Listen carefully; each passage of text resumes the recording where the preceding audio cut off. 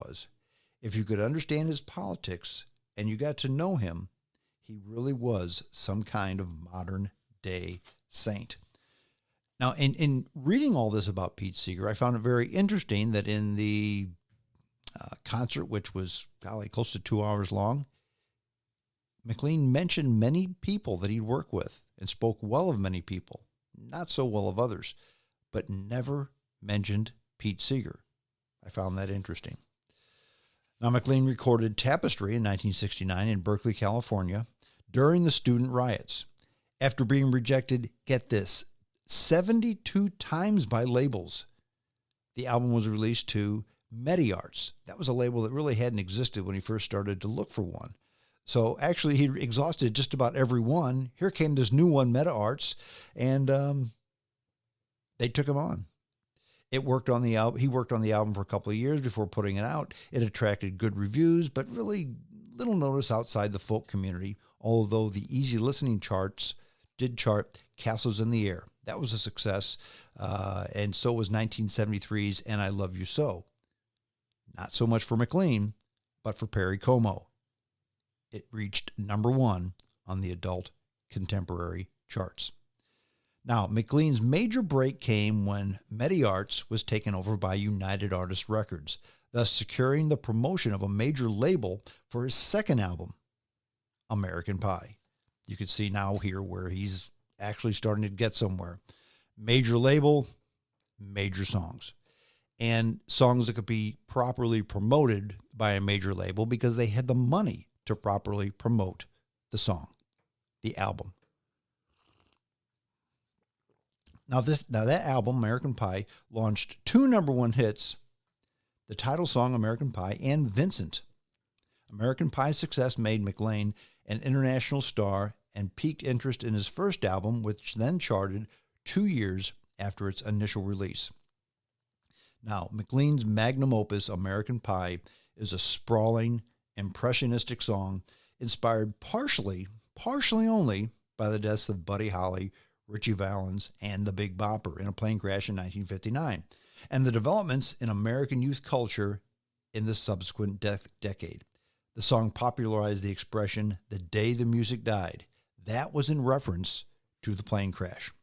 Now, that song was recorded on May 26th, 1971, and a month later it received radio airplay on New York's WNEW-FM and WPLJ-FM.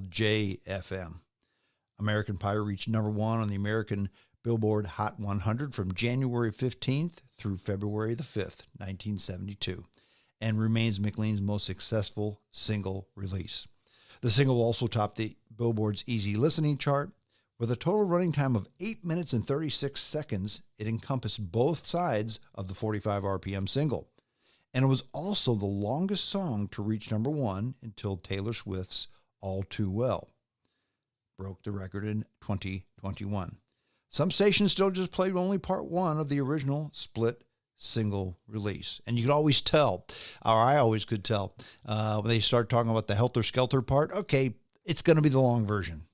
If they skip that part, okay, it's going to be the short version. I always like the long version because, again, one of my favorite songs of all time. Now, WCFL DJ Bob Dearborn unravels the lyrics with his first published his interpretation back on January 7th, 1972, because Bob Dearborn, like everybody else who heard the song, thought, wow, what is this song about? In fact, that was the biggest thing about American Pie. Sure, good lyrics, good melody, catchy tune, good refrain. But everybody thought, wow, what is this about? Yeah. We know Ritchie Valens, the Big Bopper, and Buddy Holly. But there's got to be more to it than that, right? There's just got to be. And everybody tried to figure it out. And there was a lot more going on. In fact, there were numerous other interpretations which largely converged on Dearborn's interpretations. That other ones quickly followed. Mclean declined to say anything definitive about the lyrics until 1978. Smart, by the way. Keep them guessing. You don't want to just pull down your pants and say, hey, this is what it's all about, because then people stop talking. Now, since then, Mclean has stated the lyrics are really somewhat autobiographical and represent an abstract story of his life from the mid-50s until the time he wrote the song in the late 1960s. In 2001, American Pie was voted number 5 in a poll of 365 songs of the century. That's how big American Pie was. Okay, that was complied by the Recording Industry Association of America. That's the RIAA and the National Endowment for the Arts.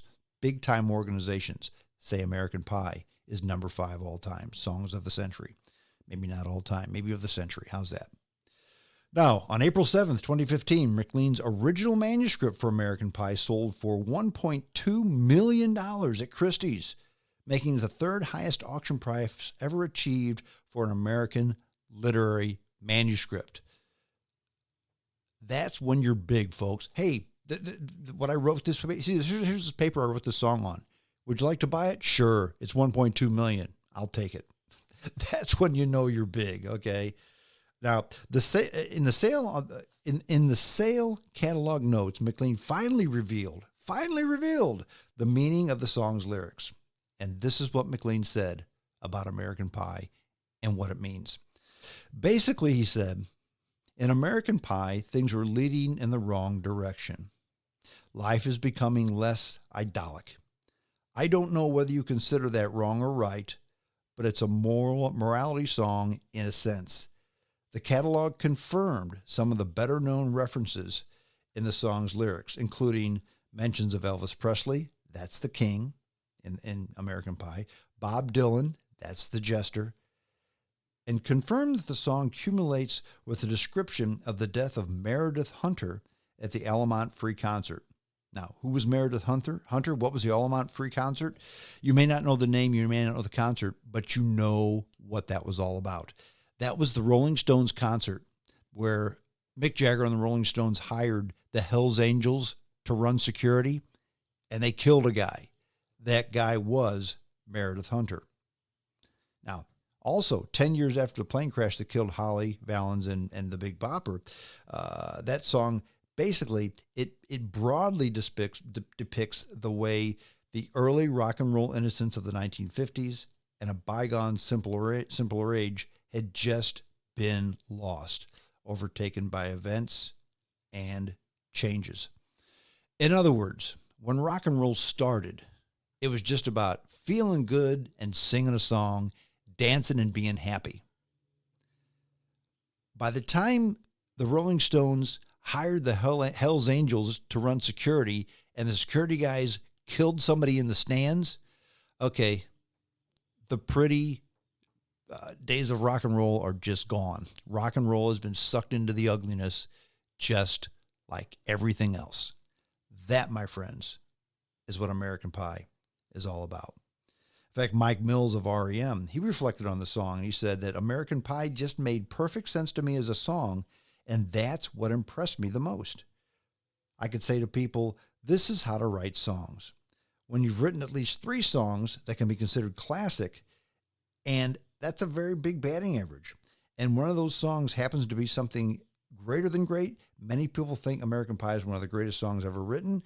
If you've done that, not only have you hit the top of the mountain, but you've stayed high on the mountain for a long, long time. So lots of love thrown the way of Don McLean by Mike Mills of REM. When asked about his record broken by Taylor Swift on a Billboard interview, McLean said, look, there's something to be said for a great song that has staying power.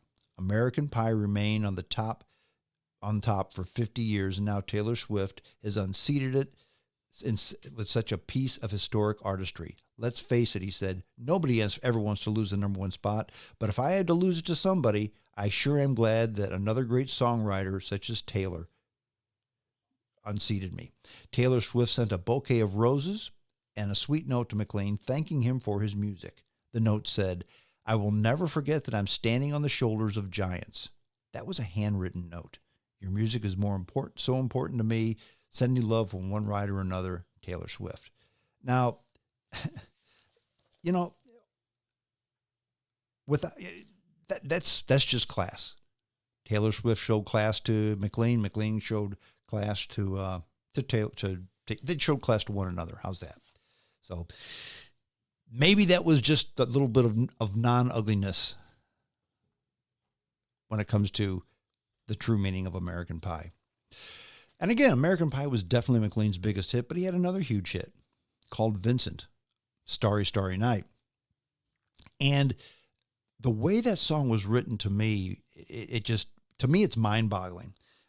Vincent is a tribute to 19th century Dutch painter Vincent van Gogh, of course. Now, the inspiration to the song came from Mclean one morning.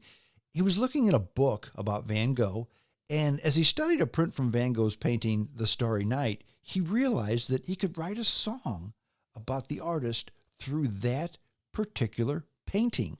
So the song is about an artist who painted a painting, and then about the artist and the painting. So he wrote a song while looking at a picture in a book. To me, that's creativity, folks. Vincent reached number 12 on the Billboard Hot 100, and it proved to be a huge hit worldwide, including reaching number 1 in the UK. The song was performed at the NOFX Festival and was performed by Josh Groban and Eddie Goulding and others. So Vincent was covered by many other people. Other songs written by Mclean for an album included Dreidel. That was a number 1 hit on the Billboard chart. If We Try hit number 58, and it was then also recorded as a hit by Olivia Newton-John. Cinders was an unusual choice, but it became an audience favorite in the concerts, and he played it during the concert that we attended on Thursday night. Now, in 1974, the album Homeless Brother was produced by Joel Dern, and it was Mclean's first or final studio recording for United Artists. The album featured New York session musicians Ralph McDonald and Hugh McCracken. The Persuasions sang backing vocals on Crying in the Chapel, and Cissy Houston provided a backing vocal on La La Love You, both of which Mclean performed in the concert. The album's title song, Homeless Brother, I didn't know this, but it was inspired by Jack Kerouac's Lonesome Traveler, in which Kerouac tells about America's homeless brothers, or hobos. I didn't know hobos was short for homeless brothers, but it is. In fact, the song features backing vocals by his friend, Pete Seeger. Now, the song The Legend of Andrew Crew was also on that album, and it was based on an article published in the New York Times concerning a black Dallas hobo named Anderson McCrew, who was killed when he leapt from a moving train. Now, no one claimed him, so a carnival took his body, mummified it, and toured all over the South with him, calling him the famous Mummy Man. Mclean's song inspired radio station WGN in Chicago to tell the story and give the new song airplay in order to raise money for the headstone for McCrew's grave. The campaign was successful. McCrew's body was exhumed and buried in the Lincoln Cemetery in Dallas, Texas. Now, Joel Dorn, the producer, later collaborated with the Mclean career retrospective Rearview Mirror that was released in 2005 on Dorn's label Hyena Records. In 2006, Dorn reflected on working with Mclean, and he said, "Of the more than 200 studio albums I've produced in the past 40 years, there's a handful, maybe 15 or so, I can actually listen to from top to bottom. Homeless Brother is one of them. It accomplished everything I set out to do, and it did so because it was a true collaboration. Don brought so much to the project that all I really had to do was capture what he did and complement it properly when necessary." More good words about Don Mclean from somebody who's very respected in the industry. Now, in 1978, Mclean recorded a Roy Orbison song called Crying. You've heard that song, I know. Didn't really do much until April of 1980, when Roy Orbison recorded the song himself. And when the Roy Orbison song started picking up airplay, Mclean's record label said, "Look, you got to go to Europe, you got to go to Holland, and you have to start pushing your album because you recorded Crying before Mclean did. You recorded Crying before Orbison did, so you can go ahead and capitalize on this success." He did. The song then achieved Mclean's version of Crying then achieved #1 status in the Netherlands first, followed by the